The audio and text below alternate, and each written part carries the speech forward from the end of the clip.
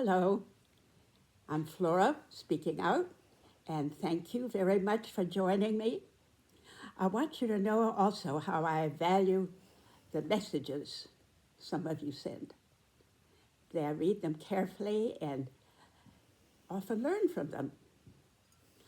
Okay, I'm sure, let's see, I'm sort of approaching this from a weird angle, but I'm sure every one of you has been in a power outage when all of a sudden there you're in your nice lighted home listening to music, watching a show on television, talking with guests.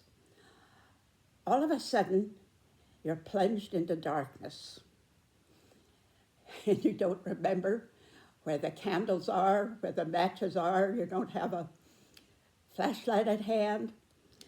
Also, your furnace turns off, your heating unit, you're plunged into cold. It's, it's quite a trauma while it lasts sometimes for just a few minutes, sometimes, oh dear, sometimes for days and days.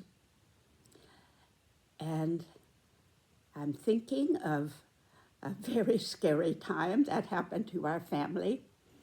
For some insane reason, we had accepted the offer of good friends to go to their summer cottage in November, about as far north as you can get in the United States, for a festive weekend. It was back in the mid-1960s. It may have been Thanksgiving or close to it. Well, we agreed to go, expecting, a delightful North New England November with cozy fire, warm clothes, everything perfect. It wasn't a shack. There were heat, light, radio, all the fixings. Well, we lit the fire, we're settled down in front of it, ready to roast our marshmallows or hot dogs, I forget which. And then, wow, all of a sudden was a power outage. There we were in a strange house. We didn't know where they kept their candles, or even if they had candles. We hadn't brought flashlights, it hadn't occurred to us. We groped around in the dark, lit only by thank goodness the fire was lit. That lighted our way. Fortunately, we'd also made the beds. We didn't have sleeping bags, so we would have slept that night by the fire. Well, we woke up the next morning to the most bitter cold I've ever experienced in my whole life. We could hardly wait to get in the car and drive home. And fortunately, we did have a car. Yeah, well, on the way home, I found myself thinking, and I think talking to the family, that that 24 hours we were there, we were experiencing what most of the world had experienced for thousands and thousands of years. Who knows when fire and its uses first began with humankind? In the early days, up to just about 130 years ago, people were totally dependent on some kind of fire. Wood, peat, pitch, oil, animal fat, until coal too, of course. And then when the uses of gas was discovered, I think that may have come in somewhere around the 1700s. So even then they had to use candles, which they augmented with mirrors, crystal chandeliers to spread the light as far as possible. When gas came in, that was a major source, still needing the spark to set off the gas with lanterns, heat units, the rest. But electricity didn't come in till about 30 years before I was born. And what a miracle that seemed to the world. The lights. You can have light now whenever you want. You can love the beautiful nighttime and stars when you go out camping, but you know you can get back into lit houses and warm houses, or cool in the middle of the summer.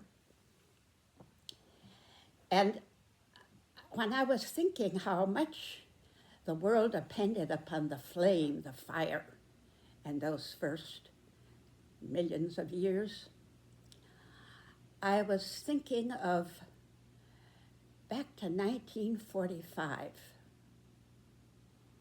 our high school graduation, June of 1945. It was a time of a different kind of darkness than the physical darkness. There was a darkness still over the whole world. And a strange song, popular song sung, "When the lights go on again all over the world."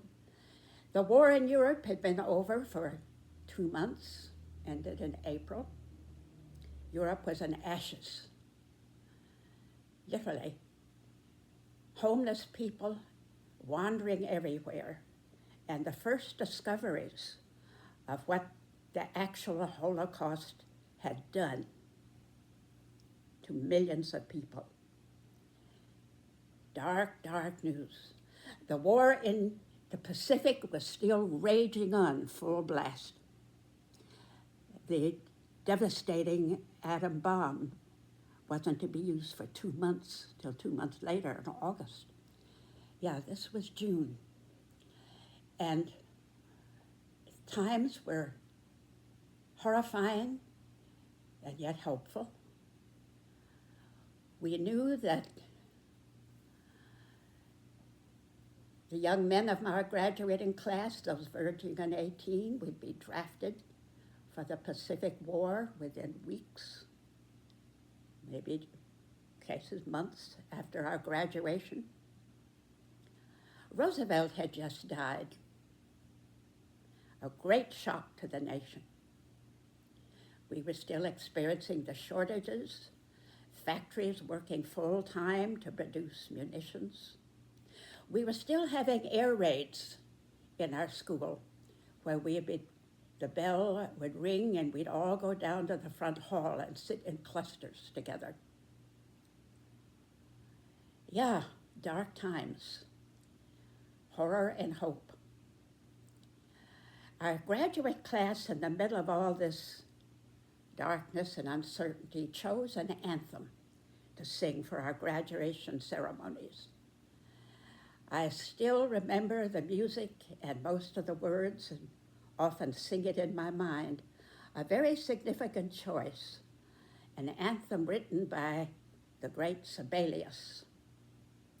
I don't remember the title, but the words were, "Onward, ye people, strive for the light that the Lord has given us for our guide, who through the murk and darkness of night now leads us in safety unto our reward. See how the fiery pillar is gleaming, lighting our path when dark is the way." Those are the opening words of this great anthem. It was based, we were told, on the biblical narrative of the Hebrew people released into freedom after centuries of slavery in Egypt. And they were being led through the wilderness back to the home where their ancestors had come from. Of course, none of those people living then had ever seen those lands. But they were on their way through dangers, exhaustion, peril, wild animals, marauding tribes. And the narrative, the biblical narrative says, leading them in the night, and they often walked by night because of the heat of the desert, the day. that they were led by a strange column or pillar of light that gave them a sense of safety, protection, guidance, in spite of all the dangers of walking through a dark wilderness. The anthem, you remember, says, "See how the fiery pillar is gleaming, lighting our path when dark is the way." We needed that song back in 1945. We need it now. We need it now. There are many kinds of darkness, some, of course, beautiful, others so menacing. In our country now, we're more in darkness than we've been, perhaps in my lifetime. This time, not from enemies who attack us, but from our own people. The cruelty, stupidity, cutting off aid to the hungry of the world, many hungry of our own nation. The constant challenges to constitutional law, the medical insanity, superstition that has turned the once world-admired CDC into a disgrace. You read the news this week. They've appointed as a second in charge a doctor who, when he was head of the medical bureau in his own state, went on the warpath against vaccines. He's doing it again. The darkness of the rollback of the EPA is now rolling back the agonized effort to clean our skies and our water, our oceans, our lakes, our rivers, our ground from contamination. Darkness is over us. It's good, I'm glad to see the cracking of the mesmeric hold the president has had over so many minds. It's beginning to crack up like thick ice in the spring. Still, the savage chaos of his mind affects large sections of our population. That's what leaders do. They project their minds, their personalities on their people. Well, what fiery pillars of light are we thankful for in this Thanksgiving weekend? There is much to be thankful for.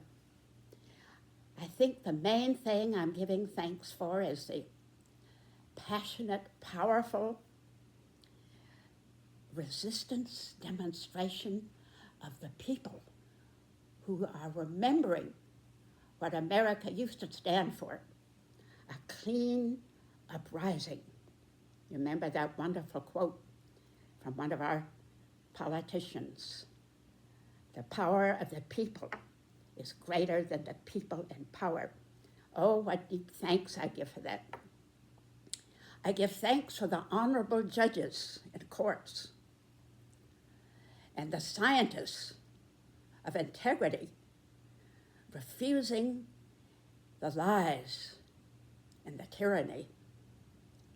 I give thanks for that brave Navy officer, astronaut too, who dares tell military personnel, "You have sworn obedience to the Constitution, not to the president, and you have a right to refuse any order given that defies the law and the Constitution." He is now being threatened with court-martial, and the president is calling for his death.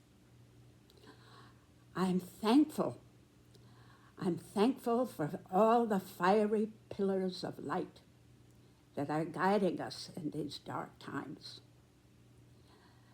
People who are remembering the dream, remembering the history of light.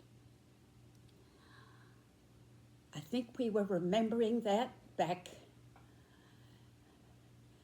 Maybe we were remembering that also as we drove home from that summer, frigid summer home in that November of mid-1960s, that was. Kennedy had just been murdered. The Cold War was at its height. People were building air raid shelters against a real likeliness of an atomic war. Even in dollhouses, they had air raid shelters. Dark times then also. And we were thankful for any pillars of light. They're always there. Our nation has never been without them in the darkest times.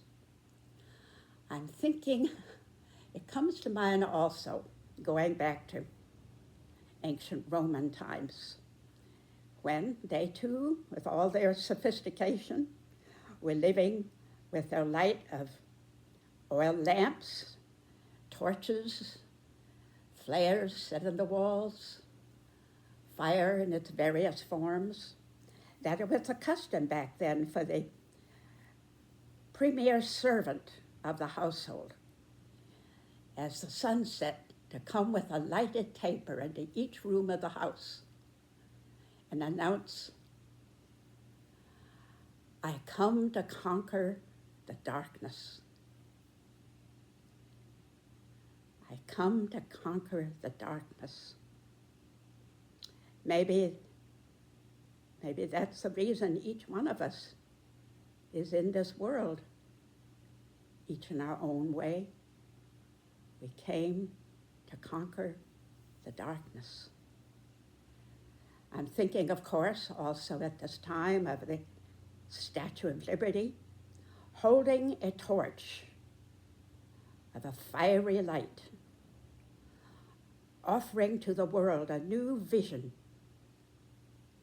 a passionate new vision of freedom, equality,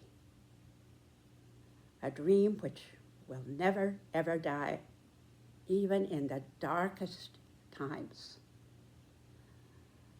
For we have come to conquer the dark. Thank you for being with me.